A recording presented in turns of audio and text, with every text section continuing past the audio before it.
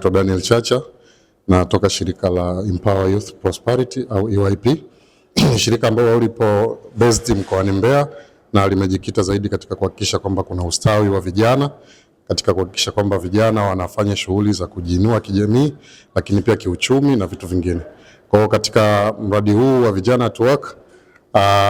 shirika la EYP linaenda kutekeleza mradi katika kuhakikisha kwamba linaenda kuondoa zile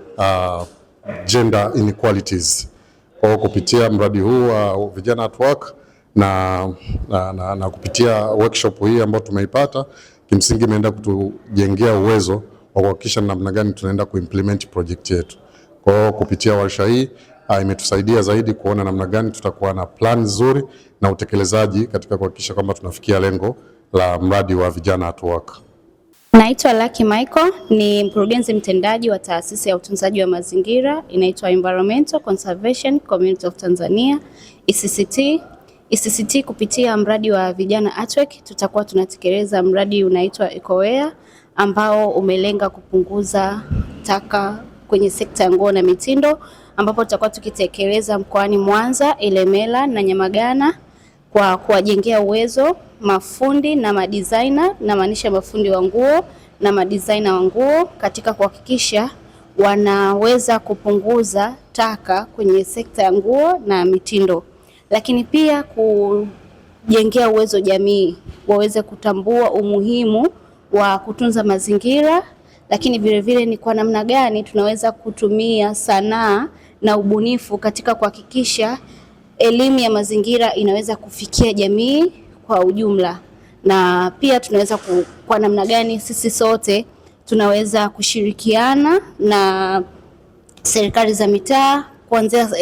serikali kuanzia ngazi za mtaa mpaka juu kuhakikisha kwamba yale ambayo tunaona ni changamoto tunaleta suluhu ya pamoja. Lakini pia kupitia mradi wetu wa EcoWare tutaweza kushirikiana na vikundi vya ngoma pamoja na wadau mbalimbali kuhakikisha kwamba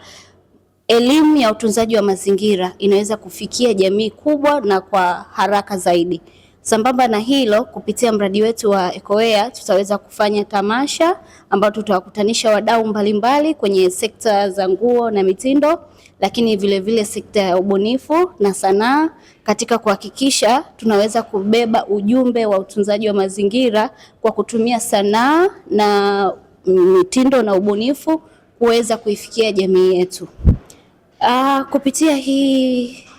programu ambayo tumeweza kufanyiwa kwa siku mbili mafunzo ya kujengewa uwezo, kitu ambacho nimeweza kujifunza zaidi ni kuweza kuhakikisha kwamba timu ambayo inakuwa kwenye mradi inaweza kuongea lugha moja kwa pamoja toka mwanzo, ili kwenye kuendelea huko mbele kwenye kutekeleza mradi mnaleta matokeo ya pamoja. Mfano, tumeweza kuwa hapa timu ya program,